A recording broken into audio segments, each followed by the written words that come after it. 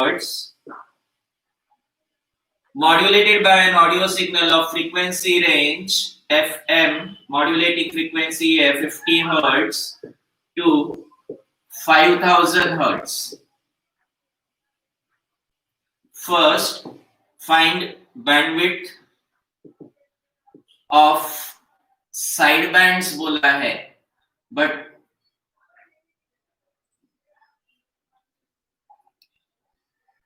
bandwidth of sidebands बोला है, bandwidth of sidebands नहीं आएगा, ये frequency of sidebands आएगा. से करेक्ट करना है, न्यूमेरिकल नंबर 6 करेक्शन करना है, बैंडविड्थ की जगह यहाँ फ्रीक्वेंसी होना चाहिए. Then frequency range of sidebands, and third, total bandwidth of channel. Amplitude modulation है, एम्पलीट्यूड मॉड्यूलेशन है. एम्पलीट्यूड मॉड्यूलेशन में दो मॉड्यूलेटिंग सिग्नल से और एक कैरियर सिग्नल है. एक्चुअली दो मॉड्यूलेटिंग की जगह यहाँ रेंज दिया है 50 हर्ट्ज टू 5000 हर्ट्ज. इन दोनों को किलोहर्ट्ज में कन्वर्ट करते हैं.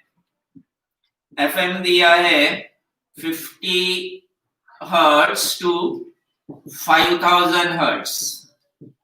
इसे किलोहर्ट्ज में कन्वर्ट करते हैं तो ये आएगा 0.05 kilohertz to 5000 means directly 5 kilohertz.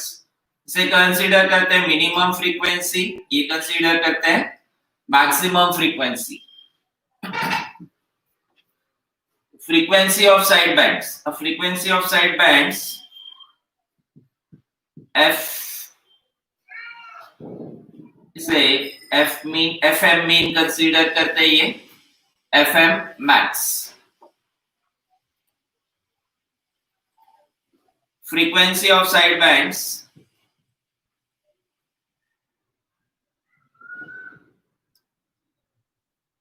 Frequency of side bands f minimum के लिए कंसीडर करते हैं, एफ एम मिनिमम के लिए कंसीडर. तो frequency of upper side band and frequency of lower side band. Frequency of upper side band is fc plus fm, यहाँ fm min होगा, और लोअर साइड बैंड के लिए fc minus fm min. Carrier frequency दिया है 1500 kilohertz, 1500 plus करेंगे इसमें fm min, minimum frequency 0.05, then fc 1500 plus 0.05, ये आएगा 0.05 किलोहर्ट्ज. तो ये आएगा दोनों में प्लस, लोअर साइड बैंड में माइनस, लोअर साइड बैंड के लिए माइनस, ये आएगा 1499.95 किलोहर्ट्ज. सेकेंड इसमें फ्रीक्वेंसी रेंज भी कैलकुलेट करना है. फ्रीक्वेंसी रेंज भी साथ साथ में हम लोग कैलकुलेट कर सकते हैं. Frequency range equal to frequency of lower side band to frequency of upper side band. Lower side band की फ्रीक्वेंसी है 1499.95 kilohertz to 1500.05 kilohertz. Frequency range lower side band से लेके हायर साइड बैंड लोग fm max के लिए करेंगे. For fm max equal to 5 kilohertz, fm max 5 kilohertz. Fm max equal to 5 kilohertz के लिए same process, same calculation. Frequency of upper side band equal to fc plus fm min, and frequency of lower side band equal to frequency of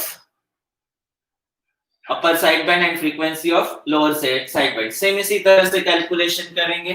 frequency range होगा frequency of lower side band to frequency of upper side band. मैं expect करता हूँ ये इतना simple calculation आप लोग कर सकते हो। देन तीसरा पार्ट है total bandwidth of channel. Total bandwidth of channel. Total bandwidth के लिए बैंडविड्थ है ट्वाइस एफएम आता है, तो टोटल बैंडविड्थ एफएम मैक्सिमम वाला फ्रीक्वेंसी लेंगे। टोटल बैंडविड्थ के लिए हम लोग मैक्सिमम फ्रीक्वेंसी कंसीडर करेंगे। मैक्सिमम फ्रीक्वेंसी कंसीडर करते हैं तो इसमें मिनिमम वाला फ्रीक्वेंसी भी आ गया, ये 5 किलोहर्ट्ज वाला ये फ्रीक्वेंसी, ये मैक्सिमम फ्रीक्वेंसी हो गया, तो इसमें ये मिनिमम वाला फ्रीक्वेंसी भी कंसीडर हो जाता है। एफएम मैक्स है 5 किलोहर्ट्ज, तो ये आएगा टोटल बैंडविड्थ होगा 10 किलोहर्ट्ज।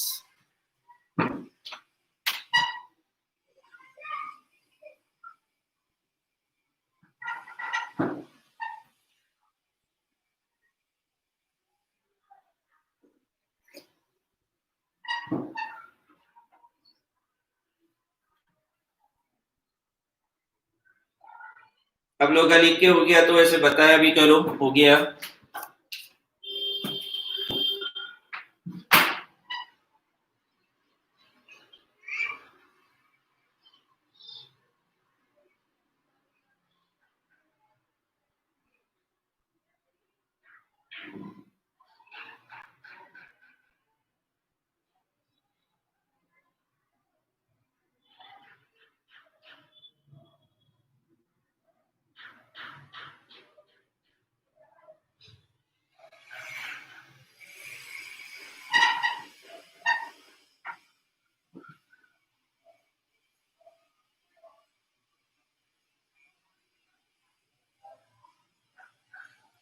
हो गया।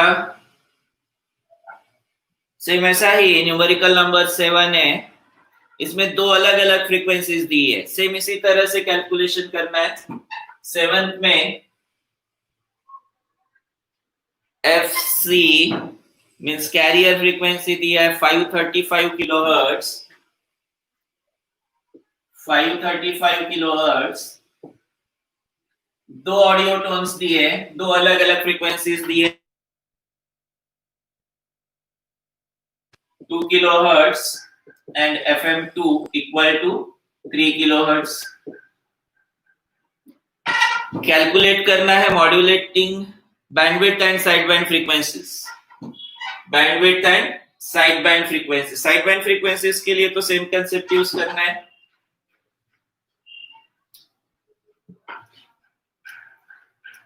FM मीन की जगह FM1 कंसीडर करेंगे। FM1 equal to 2 kilohertz,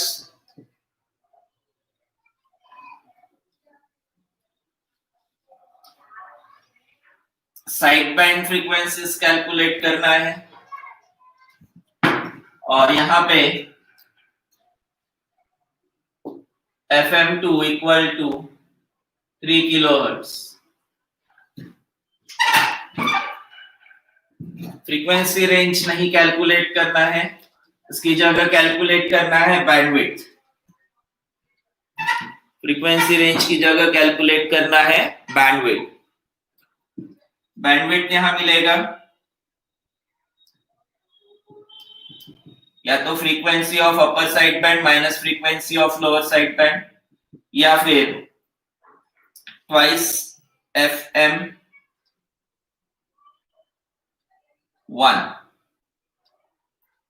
which is equal to 2 multiplied by FM1 is 2 kilohertz, ये आएगा 4 kilohertz। ये भी अगर कैलकुलेट करते हैं तो ये दिया है 535 प्लस 2, इधर 535 माइनस 2, ये आएगा 533 किलोहर्ट्ज, 537 किलोहर्ट्ज, और इधर आएगा 533 kilohertz.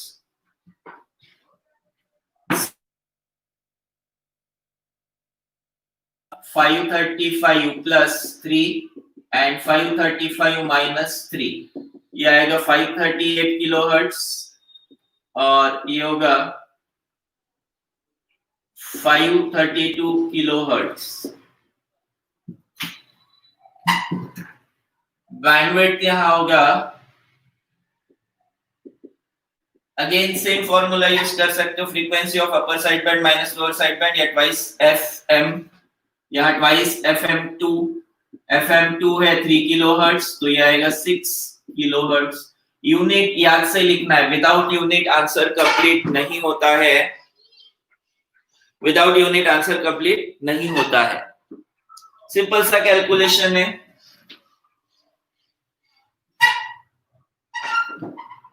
Then numerical number 10, due to amplitude modulation, peak to peak value of RF signal increases maximum up to 120 volts. RF value मतलब कैरियर की फ्रीक्वेंसी इंक्रीज होता है, Emax equal to 120 volts and reduces minimum up to Emin equal to 40 volts. Find modulation index. Modulation index के लिए formula max और min की terms में, modulation index का formula, modulation index m equal to Emax minus Emin upon Emax plus Emin।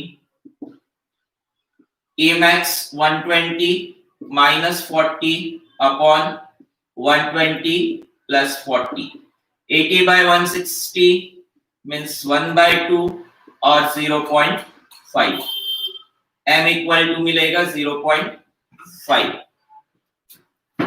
Same इसी तरह से 11, 12 और 13 वाले numerical, same formula, maximum value and minimum value, modulation index calculate करना है।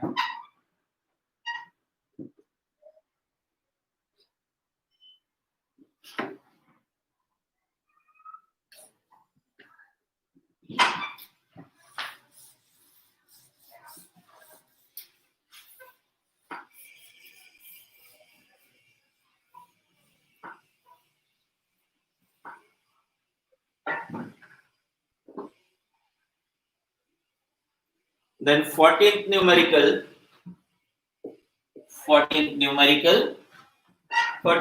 पे है, FM पे है, frequency FM signal has resting frequency of 110 megahertz.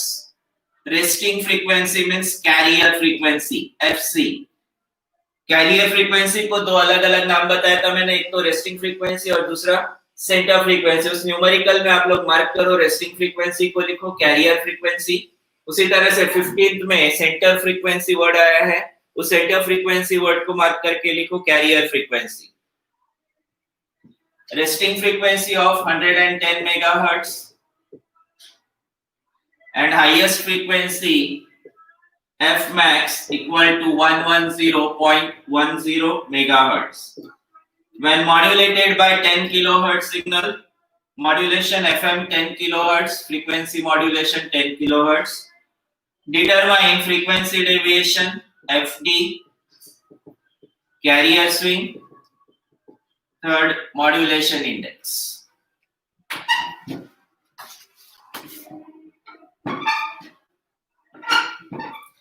Frequency deviation means change in frequency from minimum to maximum. FM में frequency modulation है तो यहाँ formulas change होंगे। Frequency deviation,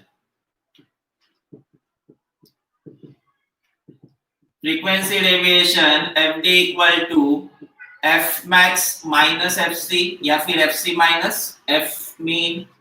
यहाँ मैक्सिमम फ्रीक्वेंसी दी है, उस वजह से मैक्सिमम वाला फॉर्मूला यूज करते हैं, Fmax minus FC। ये मैंने लिख के दिया था कल।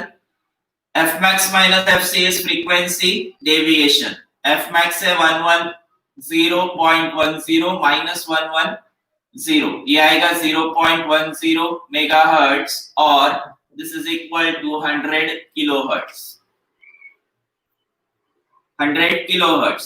सेकेंड कैलकुलेट करना है कैरियर स्विंग। कैरियर स्विंग वाला टर्म हम लोगों ने डिस्कस नहीं। Minimum to maximum, change in minimum to maximum frequency, change in minimum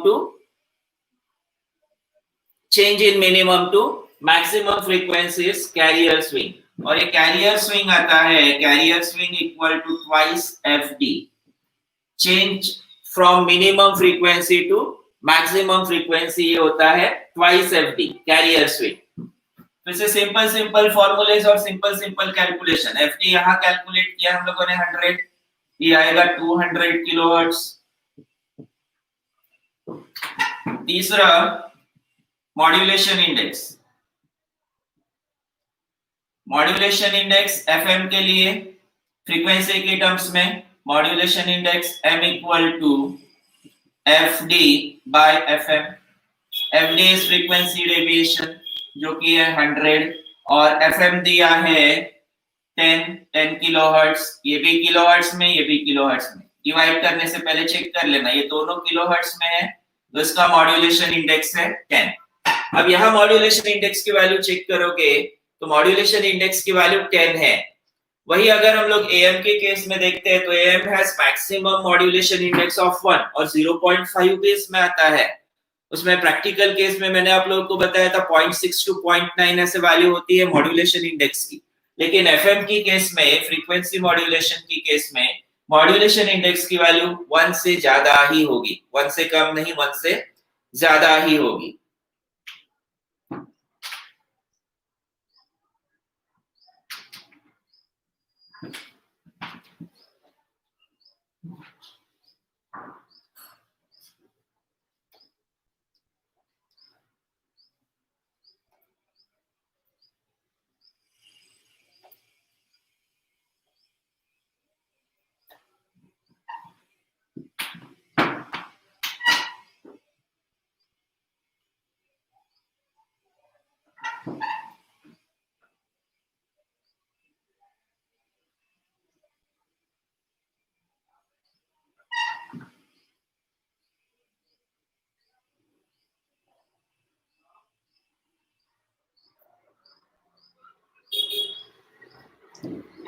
sixteen भी सेम इसी तरह से है, इसमें रेंज ऑफ फ्रीक्वेंसीज बोला है, calculate range of frequency means minimum maximum दोनों फ्रीक्वेंसीज कैलकुलेट करना है। 16th की देख लेते हैं, सेम सॉल्यूशन होगा 16th का। A radio signal is a carrier wave, carrier wave means fc equal to 150 megahertz which is frequency modulated by a 4 kilohertz audio tone causing a frequency deviation fd equal to 20 kilohertz. Calculate range of frequencies. Second, carrier swing. Third, modulation index m.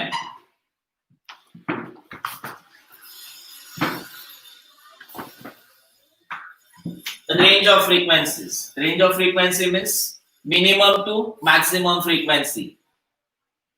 Minimum to maximum frequency. Frequency deviation के लिए हमारे पास formula है fd equal to f max minus fc या फिर fc minus f min. इसमें से maximum और minimum के लिए फॉर्मूला हम लोग डिराइव कर सकते हैं। fd के लिए दो अलग फॉर्मूले लेते हैं, जैसे fd equal to f max minus fc और fd equal to fc minus f min। तो इससे मुझे मैक्सिमम और मिनिमम फ्रीक्वेंसी मिल जाएगा, यहाँ मैक्सिमम मिलेगा, यहाँ पे मिनिमम फ्रीक्वेंसी मिलेगा।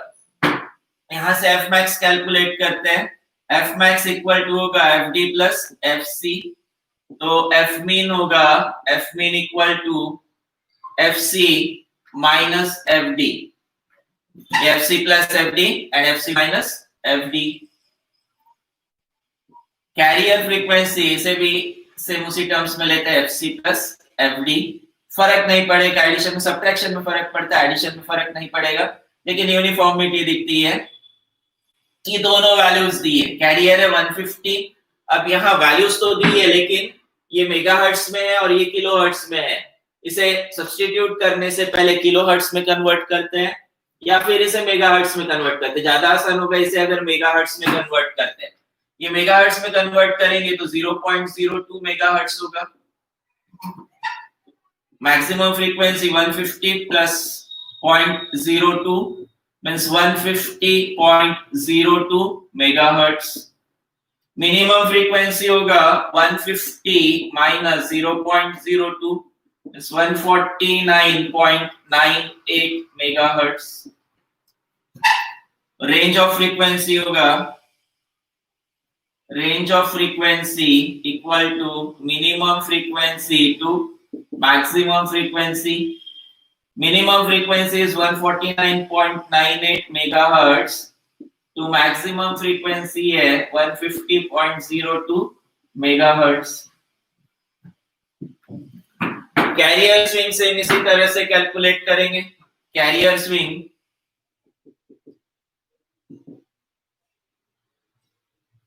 इसको यही पे कर दो. Carrier swing equal to twice FD. This is equal to 40 kilohertz. 40 kilohertz.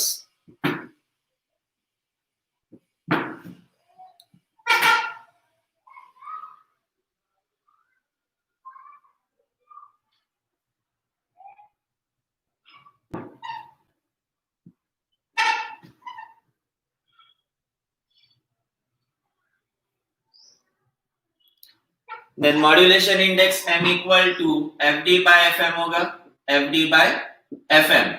FD है 20 किलोहर्ट्ज. FM है 4 किलोहर्ट्ज. 20 by 4. यहाँ पे ये दोनों किलोहर्ट्ज में है तो ये आएगा 5. न्यूमेरिकल्स काफी सिंपल है और इस बार न्यूमेरिकल्स आने के चांसेस है क्योंकि बाकी का theory part, major theory part इस लेसन में से हटाया गया है तो इसमें न्यूमेरिकल में इस बार क्वेश्चन होने के चांसेस ज्यादा है.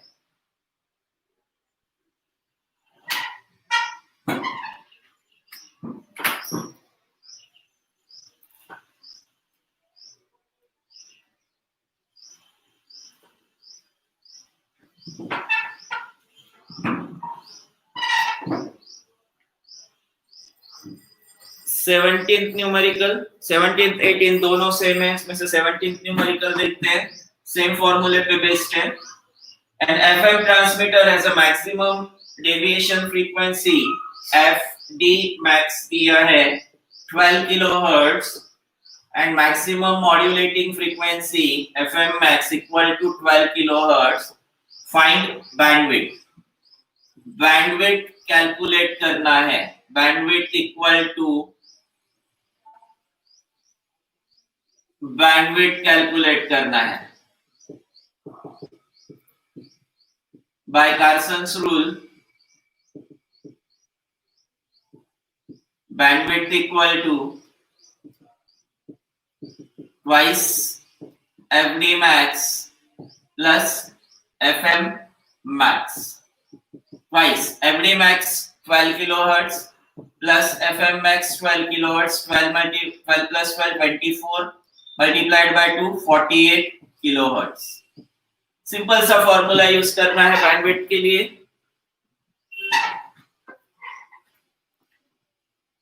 देन 19th न्यूमेरिकल रडार पे बेस्ड है. रडार वाला टॉपिक हमारा अभी हुआ नहीं है और आप लोगों को इस बार एग्जाम में रडार वाला टॉपिक नहीं है.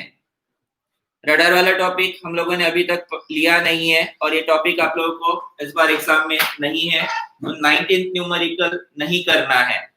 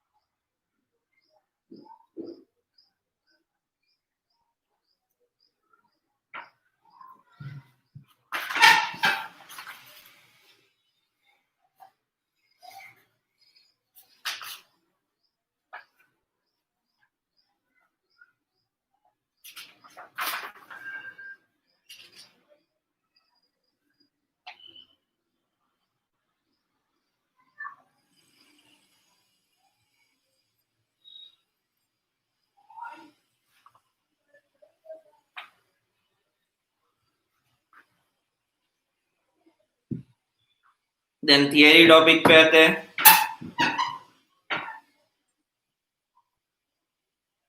मैं एक्सपेक्ट करता हूं आप लोगों ने लिख लिया है।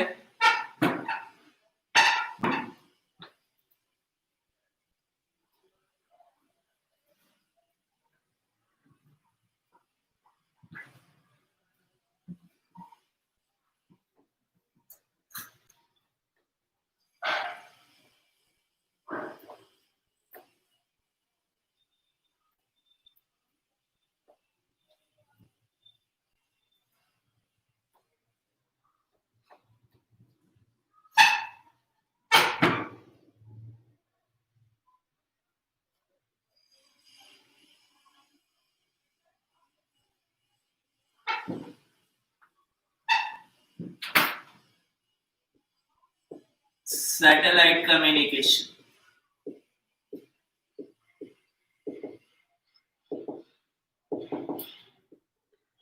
Satellite is revolving object around the earth, revolving object around the earth. Satellite दो टाइप्स के सैटेलाइट, एक नेचुरल सैटेलाइट, दूसरा आर्टिफिशियल सैटेलाइट।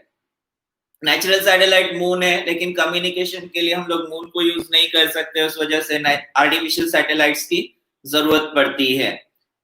आर्टिफिशियल सैटेलाइट्स काफी सारे एप्लीकेशंस में हम लोग यूज करते हैं, जिसमें एक कॉमन एप्लीकेशन कम्युनिकेशन है। कम्युनिकेशन के लिए यूज किया जाता है। ऐसा सैटेलाइट जो अर्थ के रिवॉल्विंग स्पीड के साथ एडजस्ट किया जाता है। अर्थ का जो रिवॉल्विंग स्पीड है, रोटेशन का, उसका ड्यूरेशन है 24 आवर्स का, उतना अगर हम लोग आर्टिफिशियल सैटेलाइट का ड्यूरेशन मेंटेन करते हैं तो उस सैटेलाइट को कहा जाता है जियोसिंक्रोनस और जियो स्टेशनरी सैटेलाइट। ऐसा सैटेलाइट जिसका रिवॉल्विंग टाइम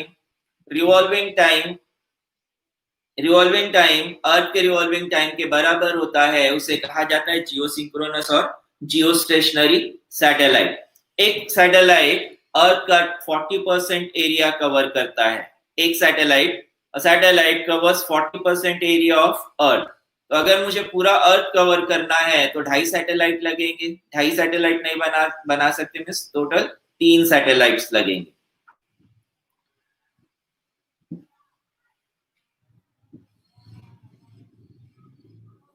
कुछ सैटेलाइट इक्वेटोरियल सैटेलाइट, जो सैटेलाइट्स इक्वेटर पे होते हैं उनको इक्वेटोरियल सैटेलाइट, तो जो पोल्स पे होते हैं north pole and south pole, उनको पोलर सैटेलाइट्स कहा जाता है। देन जो रिवॉल्विंग डायरेक्शन है, सैटेलाइट का जो रिवॉल्विंग डायरेक्शन है, उसके अकॉर्डिंग सैटेलाइट को पॉजिग्रेड या रिट्रोग्रेड कहा जाता है। सेम डायरेक्शन में अर्थ का जो रिवॉल्विंग डायरेक्शन है, उससे सेम डायरेक्शन में अगर सैटेलाइट रिवॉल्व होता है तो उसे कहा जाता है पॉजिग्रेड, और उससे अपोजिट डायरेक्शन में, अर्थ के रिवॉल्विंग डायरेक्शन से अपोजिट डायरेक्शन में सैटेलाइट रिवॉल्व होता है तो उसे कहा जाता है retrograde.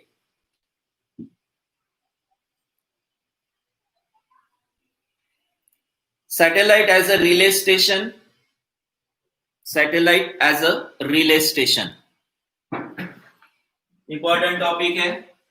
Satellite as a relay station,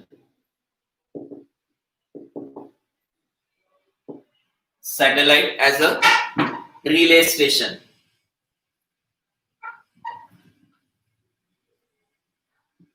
Earth का कर्वेचर है, कर्व्ड सरफेस है। अर्थ कर्वेचर, यहां अगर हम लोग सैटेलाइट रखते हैं, एक सैटेलाइट यहां इरेक्ट करते हैं, यहां इसको डिजाइन करते हैं, यहां ये सैटेलाइट होगा। दूसरा सैटेलाइट यहां रखते हैं। दो लोकेशंस में, दो एरिया में 2 सैटेलाइट्स है।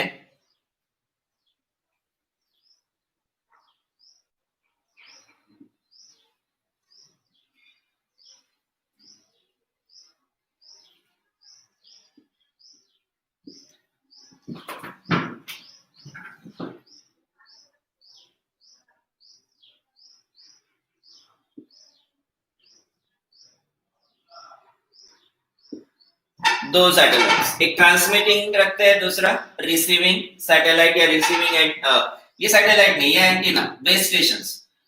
ट्रांसमिटिंग एंड पे ट्रांसमिटिंग एंटीना, रिसीविंग एंड पे रिसीविंग एंटीना। सैटेलाइट यहाँ के स्पेस में होगा। अब सैटेलाइट की जरूरत क्यों है? अगर ये एंटीना डायरेक्टली इस एंटीना को सिग्नल सेंड कर सके तो सैटेलाइट की जरूरत नहीं पड़ेगी। लेकिन अर्थ जो कर्व सरफेस है, मैंने एंटीना बनाते वक्त यहाँ पे बना लिया, लेकिन अर्थ का कर्व सरफेस जो है कुछ इस तरह से आएगा। तो अब अगर ये एंटीना यहाँ इस एंटीना को सिग्नल सेंड करने की कोशिश करे तो ये अर्थ के कर्वेचर पे चले जाएगा, उस एंटीना तक नहीं पहुंचेगा। उस एंटीना तक नहीं पहुंच रहा है तो दूसरी एक पॉसिबिलिटी है कि यहाँ बीच में इंटरमीडिएट एंटीना इरेक्ट करो और यहाँ से सिग्नल्स इस एंटीना तक पहुंचाओ। लेकिन इसमें सिग्नल्स मल्टीपल फिजिकली ज्योग्राफिकल जो एरिया है उसके अकॉर्डिंग ये प्रैक्टिकली पॉसिबल नहीं होगा। जो फिजिकल एरिया या जो ज्योग्राफिकल एरिया है उसकी वजह से ये प्रैक्टिकली पॉसिबल नहीं होता है। उस वजह से हम लोगों ने फिर नया तरीका ढूंढे कि एंटीना जो है उस स्पेस में रखें, और स्पेस में जो एंटीना है, स्पेस वाले एंटीना को कहा जाता है सैटेलाइट। स्पेस वाले एंटीना को कहा जाता है सैटेलाइट। सैटेलाइट ये ट्रांसमिटिंग एंटीना या ट्रांसमिटिंग स्टेशन, इधर ये रिसीविंग स्टेशन, ट्रांसमिटिंग स्टेशन से सिग्नल सैटेलाइट तक पहुंचाया जाता है, ट्रांसमिटिंग स्टेशन से सिग्नल पहुंचाया जाता है सैटेलाइट तक। और जो ट्रांसमिटिंग स्टेशन से सैटेलाइट तक जाने वाला सिग्नल है, ऊपर जाने वाला सिग्नल है, उसे कहा जाता है uplink signal. And this signal is of 6 gigahertz frequency. Frequency अलग अलग रेंज में अवेलेबल है, बैंड्स अलग अलग बैंड्स में अवेलेबल है, उसमें से सी बैंड फ्रीक्वेंसी 6 गीगाहर्ट्ज का ये अपलिंक सिग्नल हम लोगों को बताया गया है। अपलिंक सिग्नल नीचे से ऊपर जाने वाला सिग्नल, अपलिंक सिग्नल। अब यहाँ ये सिग्नल, यहाँ का जो एंटीना इस सिग्नल को रिसीव करेगा और रिसीव करके रिसीविंग स्टेशन, ग्राउंड स्टेशन पे सेंड करेगा। ऊपर से नीचे सिग्नल आ रहा है, सिग्नल को कहा जाता है डाउनलिंक सिग्नल। ऊपर से नीचे आने वाले सिग्नल को कहा जाएगा डाउनलिंक सिग्नल, और इसकी फ्रीक्वेंसी अलग होनी चाहिए। वो इसलिए कि सैटेलाइट कंफ्यूज नहीं हो। अगर इसको बोला गया कि 6 गीगाहर्ट्ज फ्रीक्वेंसी को सेंड करना है, रिसीव करना है, तो अगर इसने फिर से 6 गीगाहर्ट्ज ट्रांसमिट किया तो पॉसिबिलिटी है कि सेम सिग्नल ये लूप में रिसीव करते जाए। इसलिए ट्रांसमिटिंग और रिसीविंग फ्रीक्वेंसीज को अलग अलग रखा जाता है। यहाँ पे अपलिंक एंड डाउनलिंक फ्रीक्वेंसी अलग अलग होगी। अपलिंक फ्रीक्वेंसी हाई रखी गई है तो डाउनलिंक फ्रीक्वेंसी 4 गीगाहर्ट्ज कम है। अपलिंक फ्रीक्वेंसी 6 गीगाहर्ट्ज है तो डाउनलिंक फ्रीक्वेंसी 4 गीगाहर्ट्ज है। यहाँ सैटेलाइट में होता है ट्रांसपॉन्डर जो कन्वर्ट करता है 6 गीगाहर्ट्ज फ्रीक्वेंसी को 4 गीगाहर्ट्ज में। एक ट्रांसपॉन्डर, सैटेलाइट ट्रांसपॉन्डर की बैंडविड्थ होती है 500 मेगाहर्ट्ज।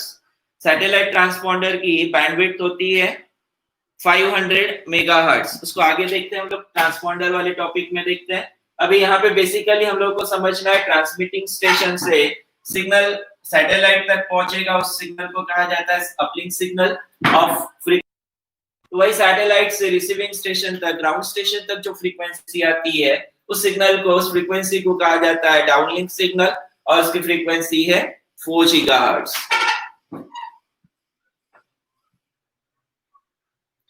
सैटेलाइट में नंबर ऑफ ट्रांसपॉन्डर्स होते हैं। एक ट्रांसपॉन्डर 500 मेगाहर्ट्ज की उसकी बैंडविड्थ होती है। अब उस ट्रांसपॉन्डर का काम है इस फ्रीक्वेंसी को, 6 गीगाहर्ट्ज फ्रीक्वेंसी को 4 गीगाहर्ट्ज में कन्वर्ट करे। कैसे कन्वर्ट करता है वो देखते हैं सैटेलाइट ट्रांसपॉन्डर में। ये बना लिया क्या आप लोगों ने?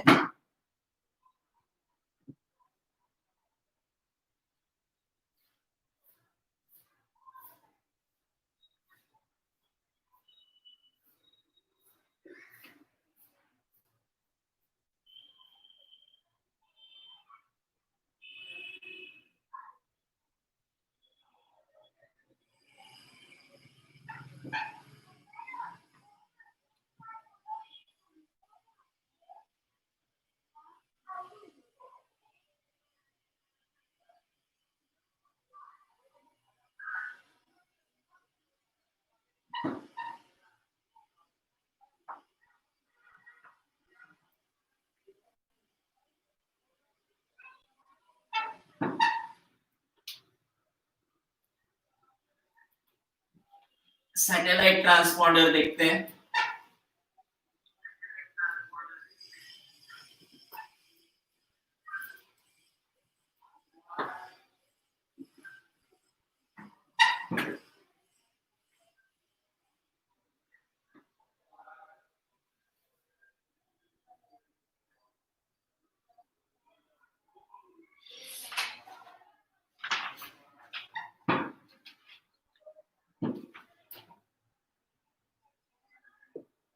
Satellite transponder,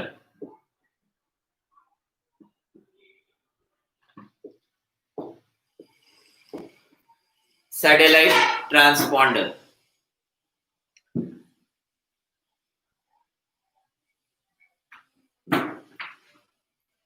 satellite transponder, satellite transponder के पास दो एंटीना होंगे, एक तो रिसीविंग एंटीना, दूसरा ट्रांसमिटिंग एंटीना।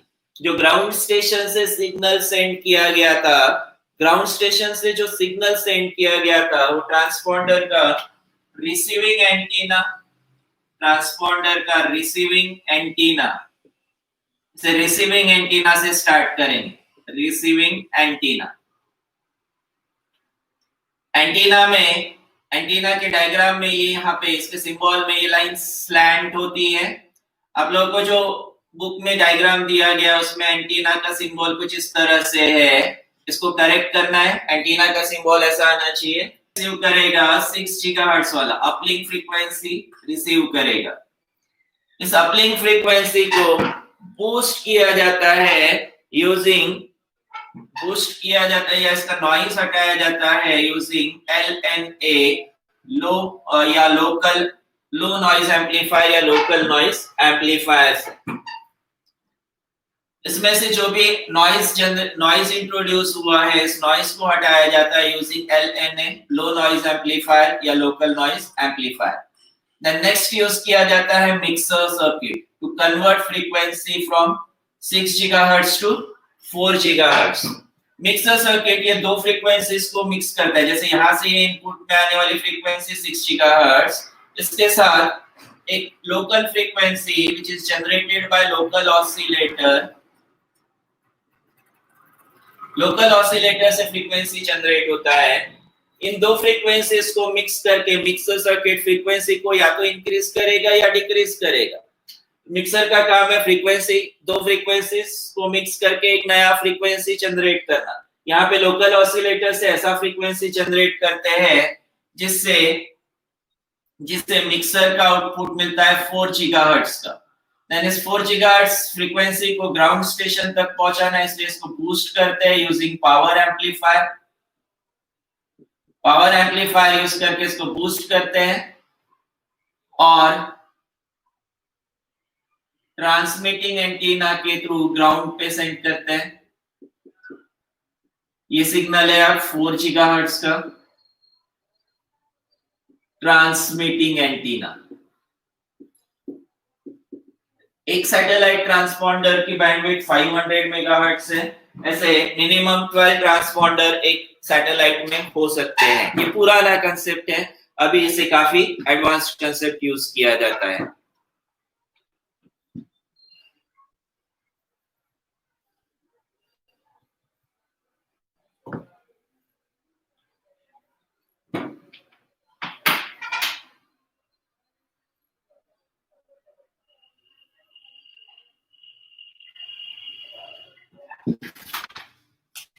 देन इसके बाद एप्लीकेशंस ऑफ सैटेलाइट, ये वाला टॉपिक टोटली हटाया गया है। अब यहाँ से आगे कौन कौन से टॉपिक्स हटाए गए वो देखो। एप्लीकेशंस ऑफ सैटेलाइट हटाया गया है, डेटा कम्युनिकेशन हटाया गया है जिसमें serial parallel data communication baud rate वाला टॉपिक है, बॉड रेट वाला टॉपिक। मॉडेम हटाया गया है, टोटली हटाया गया है। कंप्यूटर नेटवर्क्स वाला टॉपिक है, कंप्यूटर नेटवर्क्स का एक उतना टॉपिक रखा गया है। उसके बाद fibre optic communication, fibre optic and radar, ये टॉपिक्स हटाए गए हैं। इसके बाद सैटेलाइट ट्रांसपॉन्डर के बाद, ये सैटेलाइट ट्रांसपॉन्डर के बाद सिर्फ एक ही टॉपिक है कंप्यूटर नेटवर्क्स का। सैटेलाइट ट्रांसपॉन्डर के बाद एक ही टॉपिक है कंप्यूटर नेटवर्क्स का। उसके अलावा बाकी जितना भी टॉपिक है वो पूरा टॉपिक इस बार के एग्जाम से हटाया गया है, इस बार एग्जाम में नहीं है। एक्सपेक्ट करता हूँ आप लोगों ने डायग्राम बना लिया है। Satellite transponder,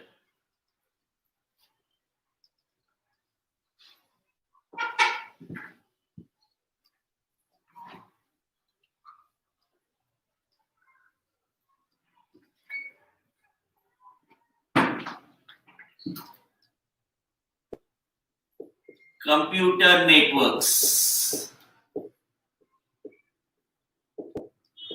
computer networks, computer या नंबर ऑफ कंप्यूटर्स को आपस में कनेक्ट करना यानी नेटवर्क हो गया।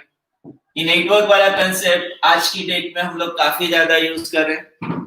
यहाँ डिवाइसेस, कंप्यूटर, आज की डेट में हम लोग कंप्यूटर की जगह मोबाइल यूज करते हैं, हैंडसेट यूज करते हैं। Handset acts as a computer. इसमें जो मेन पीसी होता है, जैसे हम लोग यूट्यूब को यूज कर रहे हैं, और ये कॉमन टर्म है, अभी आप लोगों को सभी को कॉमन टर्म पता होगा, यूट्यूब का सर्वर है। अगर एक आधे बार यूट्यूब का सर्वर डाउन हो जाता है, जैसे एक बार पढ़ाते पढ़ाते हो गया था, यूट्यूब का सर्वर डाउन हो गया, तो पूरा पूरा नेटवर्क बंद हो जाएगा। मेन कंप्यूटर, किसी भी नेटवर्क में जो मेन कंप्यूटर होता है उसे कहा जाता है सर्वर। और जो रिसीविंग एंड पे हम लोग जो कंप्यूटर्स यूज करते हैं इनको कहा जाता है क्लाइंट। क्लाइंट या पीयर या फिर यूजर पीसी। क्लाइंट, पीयर या यूजर, ऐसे अलग अलग वर्ड्स यूज किए जाते हैं, बट मेन कंप्यूटर के लिए एक ही वर्ड है, सर्वर। सर्वर, ये सर्वर सर्विसेज प्रोवाइड करता है। Server provide services to clients. Clients को सर्विसेज प्रोवाइड करने का काम करता है सर्वर। और जितनी सर्विसेज बोली गई है उतना ही सर्विसेज, इस सर्वर को जितना सर्विसेज बताया गया उतना ही सर्विसेज से क्लाइंट्स को प्रोवाइड करेगा। क्लाइंट या फिर कंप्यूटर्स आपस में कम्युनिकेट करते हैं। आपस में कम्युनिकेट करने के लिए इनको यूज करते हैं प्रोटोकॉल्स का। एक ऐसा लैंग्वेज जो आपस में कम्युनिकेशन के लिए यूज किया जाता है उसे कहा जाता है प्रोटोकॉल। जैसे हम लोग लैंग्वेजेस यूज करते हैं, हम लोग लैंग्वेज वर्ड यूज करते हैं, लैंग्वेज की जगह इसमें प्रोटोकॉल्स वर्ड यूज करते हैं। लैंग्वेज में जैसे हिंदी, इंग्लिश, मराठी ऐसे लैंग्वेजेस हम लोग यूज करते हैं, वैसे प्रोटोकॉल्स को प्रोटोकॉल्स नेटवर्क बनता है उसके अकॉर्डिंग प्रोटोकॉल्स यूज किए जाते हैं। नेटवर्क में जैसा एप्लीकेशन है, जो एप्लीकेशंस है उसके अकॉर्डिंग अलग अलग प्रोटोकॉल्स यूज किए जाते हैं। साइज के अकॉर्डिंग नेटवर्क्स को क्लासिफाई करते हैं। साइज के अकॉर्डिंग नेटवर्क के टाइप्स बताए जाते हैं एज लैन, मैन एंड वैन। मेरे ख्याल से ये कंसेप्ट आप लोगों को पता है। लैन, मैन, वैन कंसेप्ट आप लोगों को पता है। LAN is local area network. LAN is local area network. MAN is metropolitan area network. तो वैन मतलब वाइड एरिया नेटवर्क। वैन इज वाइड एरिया नेटवर्क। वैन वाला कंसेप्ट समझते हैं पहले, तो उससे फिर बाकी के कंसेप्ट समझने में आसानी होगी। या लैन से अगर स्टार्ट करते हैं, वैन से स्टार्ट करते हैं। वैन वाइड एरिया नेटवर्क। हम लोग जो नेटवर्क अभी यूज कर रहे हैं, दिस नेटवर्क इज वैन, wide area network. Throughout globe हम लोग कहीं पे भी कनेक्ट हो सकते हैं। अगर आप लोगों के पास लिंक है तो आप लोग दुनिया के किसी भी कोने में हो, आप लोग इस नेटवर्क को एक्सेस कर सकते हैं। यहाँ अभी जो चल रहा है, जो कुछ भी लेक्चर चल रहा है, उस लेक्चर को आप लोग कहीं भी एक्सेस कर सकते हो अगर आपके पास लिंक अवेलेबल है। ये हो गया वाइड एरिया नेटवर्क का एग्जांपल। थ्रू आउट ग्लोब कहीं भी कनेक्ट हो सके ऐसा नेटवर्क यानी wide area network. Internet is example of wide area network. Internet is example of wide area network. Wide area network यानी इंटरनेट ऐसा नहीं होगा। Internet is the example of wide area network, जिसमें through out globe हम लोग internet के through कहीं पे भी कनेक्ट होते हैं। Then MAN, metropolitan area network यानी ऐसा नेटवर्क जो दो सिटीज के बीच में आपस में कनेक्ट किया जा सकता है। जैसे अगर कंपनी के ऑफिस है, एक सिटी नागपुर में एक ऑफिस, मुंबई में दूसरा ऑफिस, पुणे में तीसरा ऑफिस, इन तीनों ऑफिसेस को आपस में कनेक्ट करने के लिए जो नेटवर्क लगेगा, इस नेटवर्क को कहा जाता है MAN metropolitan area network. Then local area network, एक लोकल कैंपस या लोकल बिल्डिंग या लोकल रूम में अगर एक नेटवर्क बनाते हैं तो उस नेटवर्क को कहा जाता है लोकल एरिया नेटवर्क, लैन। एक कंप्यूटर लैब जो होती है, स्कूल या कॉलेज की जो लैब होती है, वो लैन में होती है और वो लैन नेटवर्क कनेक्ट होता है, फिर अगर वहां इंटरनेट एक्सेस है तो कनेक्ट होता है वैन से, वाइड एरिया नेटवर्क से। इसके अलावा भी बीच बीच में और क्लासिफिकेशन है, टाइप्स बताए जाते हैं, बट ब्रॉडली नेटवर्क्स को तीन ही टाइप्स में क्लासिफाई करते हैं। एक तो लैन लोकल एरिया नेटवर्क, दूसरा लोकल एरिया नेटवर्क, एक छोटा सा नेटवर्क, इसका साइज छोटा होता है, साइज छोटा होने की वजह से इसका टोटल कॉस्ट कम होता है, और कॉस्ट कम है तो बैंडविड्थ भी ज्यादा है, और बैंडविड्थ ज्यादा है, इसके अलावा इसमें प्रॉब्लम्स कम होते हैं। वही वाइड एरिया नेटवर्क बहुत बड़ा नेटवर्क है, वाइड एरिया नेटवर्क कहा गया है, इसमें बैंडविड्थ कम होगी, डेटा ट्रांसफर रेट कम होता है, और प्रॉब्लम्स भी उतने ही ज्यादा होते, काफी भयंकर प्रॉब्लम्स आते हैं वाइड एरिया नेटवर्क में अगर नेटवर्क प्रॉपर तरीके से हैंडल नहीं करते हैं। सिंपल सा है कि लोग केयरफुली हैंडल नहीं करते हैं तो जो पेमेंट किसी को करना था वो कोई और किसी और के पास पहुंच जाएगा। ऐसे मेनली प्रॉब्लम्स होते हैं, और आजकल ऑनलाइन में काफी सारे फ्रॉड्स होते हैं, वाइड एरिया नेटवर्क को केयरफुली हैंडल नहीं करते तो हम लोग काफी सारे प्रॉब्लम्स में आ सकते हैं। FB, Facebook and WhatsApp, Insta, these are examples of applications of internet. Internet is example of wide area network, और इंटरनेट के थ्रू हम लोग बाकी के एप्लीकेशंस यूज कर सकते हैं।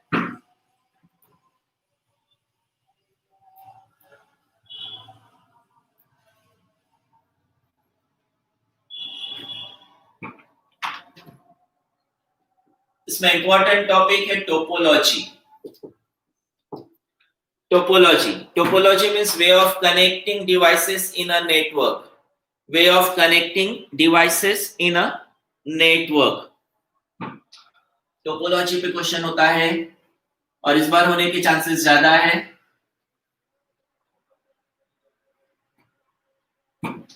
Topology, a way of connecting devices in a network.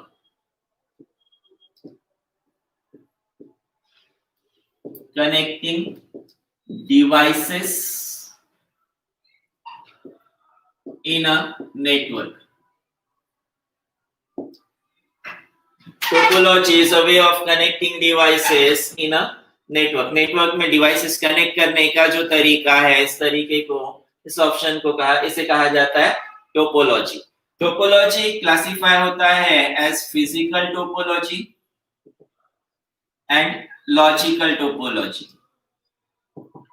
Physical topology में एक्चुअल कनेक्शंस देखते हैं, फिजिकली कनेक्शंस देखते, डिवाइसेस किस तरह से कनेक्ट किया गया है, डिवाइसेस किस तरह से कनेक्ट किए गए, उसे कहा जाता है फिजिकल टोपोलॉजी। तो लॉजिकल टोपोलॉजी में जिस तरह से डेटा ट्रांसमिट होता है, वे ऑफ ट्रांसमिटिंग डेटा, जिस तरह से डेटा ट्रांसमिट होता है उसे कहा गया है लॉजिकल टोपोलॉजी।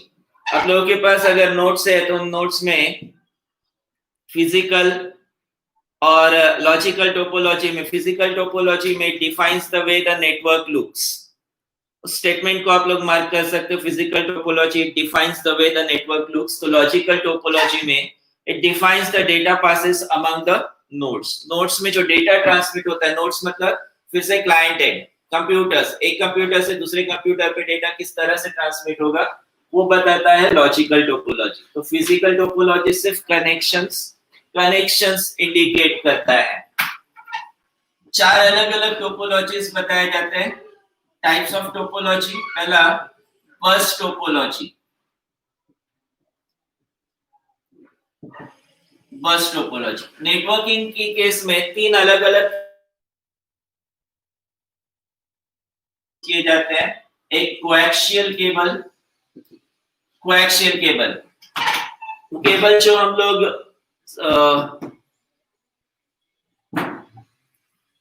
केबल जो हम लोग केबल टीवी में यूज करते हैं, केबल टीवी में जो केबल आता है, सेट टॉप बॉक्स को आप लोगों को जो केबल यूज होता है, केबल सर्विस प्रोवाइडर से सेट टॉप बॉक्स तक जो केबल आता है, that cable is coaxial cable.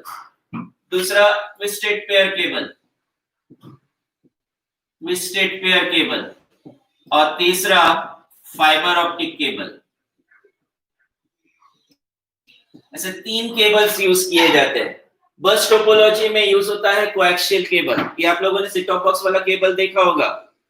Through out network cable होता है, बस means cable, through out network bus होता है, केबल होता है, और इसके दोनों एंड्स टर्मिनेट किए जाते हैं यूजिंग टर्मिनेटर। दोनों एंड्स को टर्मिनेट करते हैं यूजिंग टर्मिनेटर। देन जहां जहां डिवाइसेस लगाना है वहां पे कनेक्टर्स लगा के कंप्यूटर्स कनेक्ट करते हैं। Computers PC1,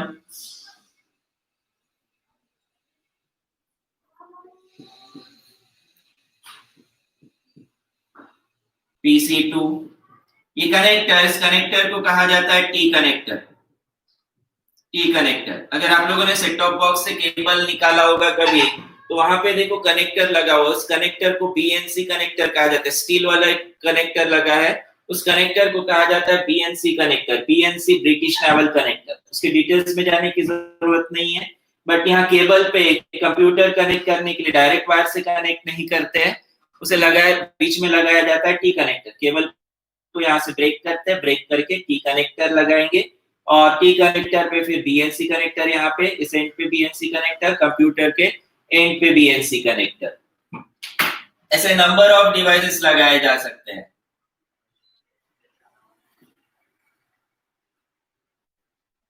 number of devices लगा सकते हैं PCN। तो इसके दोनों एंड टर्मिनेट होते हैं, टर्मिनेटर से। एंड्स पे कंप्यूटर नहीं लगाते हैं, एंड्स पे कंप्यूटर नहीं लगते हैं, एंड्स पे टर्मिनेटर लगता है जो सिग्नल को टर्मिनेट करेगा। सिग्नल टर्मिनेट नहीं हुआ तो ये नेटवर्क कंप्लीट नहीं होता है। Then second topology, star topology. Star topology, इसमें सेंट्रली डिवाइस होता है जिसे हब या स्विच कहा जाता है। हब और स्विच, इसमें ये नंबर ऑफ कनेक्टर्स, इन्हें पोर्ट्स कहा जाता है। नंबर ऑफ पोर्ट्स पे डिपेंड करता है नेटवर्क में कितने डिवाइसेस, कितने सिस्टम्स कनेक्ट कर सकते हैं। इवन एक हब को दूसरा हब कनेक्ट करके भी डिवाइसेस कनेक्ट किए जा सकते हैं। अगर नेटवर्क एक्सटेंड करना है तो एक हब को दूसरा हब कनेक्ट करके भी डिवाइसेस कनेक्ट कर सकते हैं। यहाँ जिस डायरेक्शन में चाहिए उस डायरेक्शन में पीसी को रखा जा सकता है, उस वजह से इसे स्टार टोपोलॉजी कहा जाता है।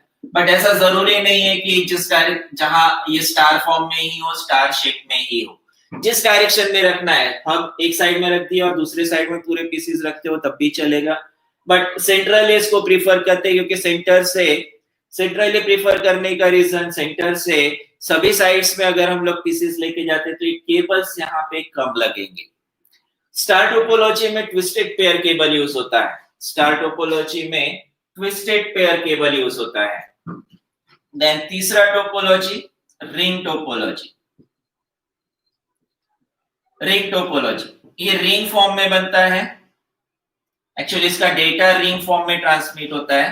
फिजिकली स्टार फॉर्म में ही होता है, फिजिकली स्टार शेप्ड ही होता है, लेकिन इसका डेटा ये अगर PC1 है, PC1 से PC2, PC2 से PC3, PC3 से PC4 और जो भी लास्ट पीसी होगा उससे वापस फर्स्ट पीसी तक डेटा पहुंचता है।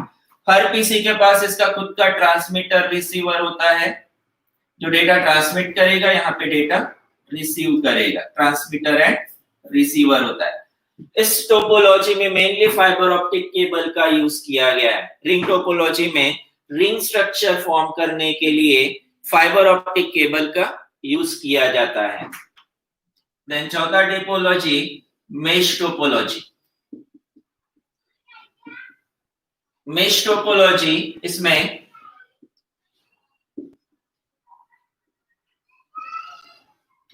अगर ये 4 पीसीज है, PC1, कंप्यूटर का डायग्राम ऐसा डेकोरेटिव नहीं चाहिए, डब्बा बना के उसको पीसी लिख दो, सफिशिएंट है।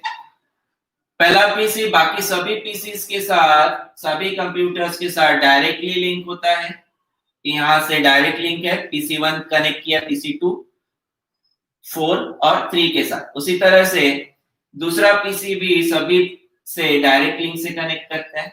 अब प्रैक्टिकली इतने लिंक्स देना पॉसिबल नहीं होता है, प्रैक्टिकली इतने लिंक्स देना पॉसिबल नहीं होता है। उस वजह से ये कंसेप्ट लैन में यूज नहीं होता है। जहां वायर्ड कनेक्शन है, वायर्ड कनेक्शन के केस में इसको यूज नहीं करते हैं। बट अगर वाइड एरिया नेटवर्क है तो वाइड एरिया नेटवर्क में इसको प्रीफर किया जाता है। वैन वाइड एरिया नेटवर्क, जहां पे डेटा एक लोकेशन से दूसरे लोकेशन पे सेंड करते वक्त मल्टीपल रूट्स के थ्रू ब्रेक करके सेंड किया जाता है, जिससे कम्युनिकेशन फास्ट होता है। जो डेटा PC1 से PC4 डायरेक्ट सेंड करना है, ये डेटा 10 माइक्रोसेकेंड्स अगर लगते हैं, तो इसको अगर मैं ब्रेक करता हूँ और 3 रूट्स के थ्रू सेंड करता हूँ, तो 10 माइक्रोसेकेंड्स की जगह इसको 4 माइक्रोसेकेंड्स ही लगेंगे। ये जस्ट मैं अज्यूम कर रहा हूँ कि इसको टाइम 4 माइक्रोसेकेंड्स ऐसा टाइम मैंने अज्यूम किया है। बट ये टाइम जो है, कैलकुलेशन जो है, 10 माइक्रोसेकेंड्स अगर कंसीडर करते हैं तो 3 पार्ट्स में डिवाइड करते 3.33, उसको मैंने राउंड अप करके मैक्सिमम 4 माइक्रोसेकेंड कंसीडर किया। ऐसे 4 अलग अलग टोपोलॉजीज बताए जाते हैं। प्रैक्टिकली जो टोपोलॉजी यूज होता है उसमें ट्री टोपोलॉजी यूज होता है। प्रैक्टिकली ट्री टोपोलॉजी यूज होता है। इस ट्री टोपोलॉजी में स्टार और बस का कॉम्बिनेशन होता है। बस टोपोलॉजी एंड स्टार टोपोलॉजी का अब इसमें हर टोपोलॉजी के उसके खुद के एडवांटेजेस और डिसएडवांटेजेस है। यहाँ डायरेक्ट कम्युनिकेशन होने की वजह से इसका नेटवर्क काफी फास्ट होता है। किसी एक पीसी में प्रॉब्लम हो तो पूरा नेटवर्क बंद नहीं होता है, लेकिन अगर एक केबल मेनली प्रॉब्लम, केबल में अगर प्रॉब्लम है तो पूरा नेटवर्क प्रॉब्लम होता है, नेटवर्क बंद हो जाएगा। रिंग टोपोलॉजी में किसी एक पीसी में प्रॉब्लम है या किसी एक लिंक में प्रॉब्लम है तो पूरा नेटवर्क डाउन हो जाएगा। स्टार टोपोलॉजी में किसी एक पीसी में प्रॉब्लम है तो नेटवर्क पे कोई इफेक्ट नहीं होगा, लेकिन मेन जो कंट्रोलर है, ये कंट्रोलर पीसी कंप्यूटर भी हो सकता है। नॉर्मली हब या स्विच का यूज किया जाता है। अब ये कंट्रोलर अगर इसमें प्रॉब्लम है तो नेटवर्क पूरा डाउन हो जाएगा। मेश टोपोलॉजी प्रैक्टिकली इसमें लैन में यूज नहीं करते हैं, प्रैक्टिकली लैन में यूज नहीं होता है, बट वायरलेस कम्युनिकेशन में, वाइड एरिया नेटवर्क में, खासकर जहां वायरलेस कम्युनिकेशन है वहां इसको यूज किया जा सकता है। इसका इतना ही टॉपिक है, इतना ही कंसेप्ट इस लेसन में है। बाकी का पूरा टॉपिक इसमें से हटाया गया है। मैं एक्सपेक्ट करता हूँ आप लोग इसको अच्छे से प्रिपेयर करेंगे। जो मेजर थियरी टॉपिक है वो हटाया गया है और 10 मार्क का ये लेसन है। 3 क्वेश्चंस इसमें एक्सपेक्ट किए जा सकते हैं। जितना टॉपिक बचा है उसमें कम से कम 3 क्वेश्चंस एक्सपेक्ट किए जा सकते हैं।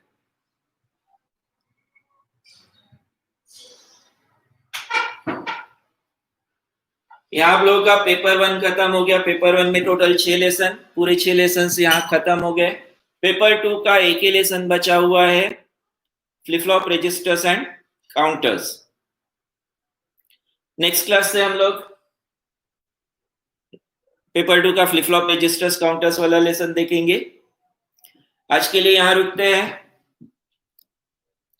बाय।